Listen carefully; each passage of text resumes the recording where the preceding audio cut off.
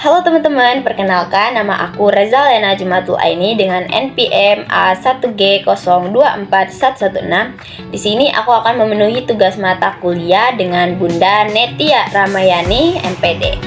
Nah, di sini aku akan menjelaskan mengenai tentang globalisasi, mulai dari pengertian, dampak, aspek, bahkan peran kita sebagai pemuda dan peran kita sebagai warga negara dunia. Baiklah, kita masuk ke pengertian globalisasi. Kata globalisasi berasal dari kata globe yang berarti dunia.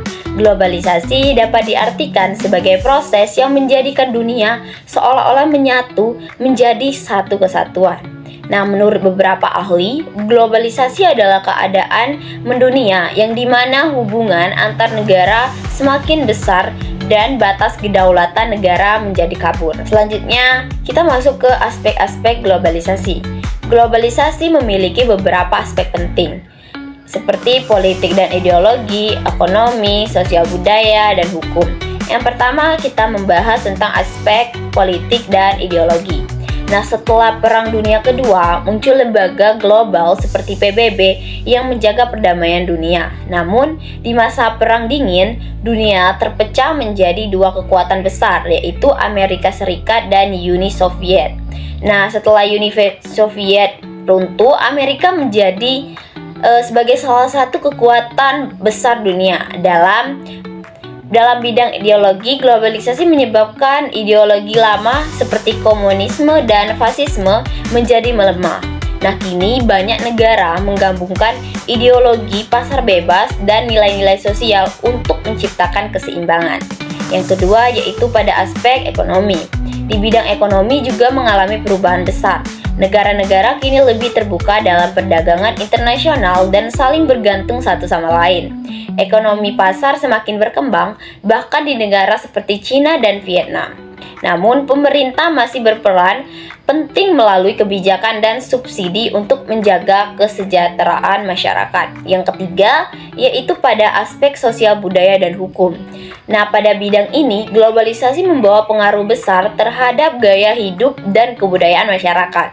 Persaingan ekonomi semakin ketat, pekerja migran semakin banyak, dan media massa dari luar negeri membawa pengaruh budaya baru.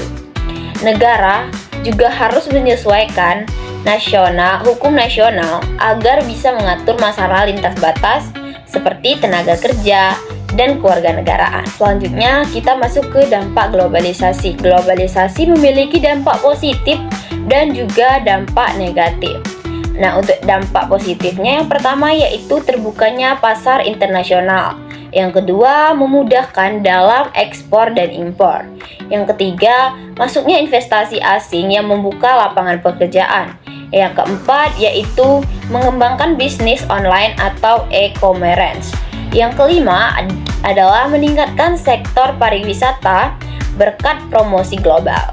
Dampak negatif globalisasi juga tidak dapat kita hindari seperti industri lokal kalah bersaing dengan produk luar negeri. Yang kedua adalah kesenjangan sosial yang semakin besar. Yang ketiga, munculnya budaya konsumtif dan individualisme.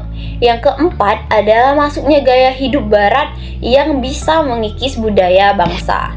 Nah, teman-teman, oleh karena itu kita perlu menyaring pengaruh globalisasi agar tidak merusak jati diri bangsa kita. Selanjutnya kita masuk ke peran pemuda dalam menghadapi globalisasi. Pemuda memiliki peran yang sangat penting dalam era globalisasi. Yang pertama adalah sebagai agen perubahan. Nah, pemuda harus menjadi generasi yang inovatif dan membawa ide baru untuk kemajuan bangsa. Yang kedua adalah sebagai pembela nilai kebangsaan. Pemuda harus menjaga budaya dan identitas lokal agar tidak hilang oleh arus budaya asing. Yang ketiga yaitu pemuda harus menjadi penguat karakter dan moral di tengah perkembangan zaman yang serba cepat ini. Selain itu, pemuda perlu aktif dalam pembangunan dan kebijakan publik, serta melek literasi digital agar tidak mudah terpengaruh informasi negatif di dunia maya. Selanjutnya kita ke peran sebagai warga negara. Sebagai warga negara dunia, setiap orang harus memiliki rasa empati dan solidaritas global. Kita perlu peduli terhadap isu kemanusiaan seperti pengungsi, kemiskinan, dan pelanggaran HAM. Empati artinya memahami penderitaan orang lain tanpa melihat perbedaan suku, agama, ras, atau bangsa. Solidaritas global bisa diwujudkan dengan menjadi relawan, menyebarkan informasi positif, dan mendukung kebijakan yang melindungi hak asasi manusia. Nah, selain itu, warga negara juga harus berpikir secara kritis dan bertindak dengan etis. Ikut menjaga perdamaian, keadilan, serta kelestarian lingkungan.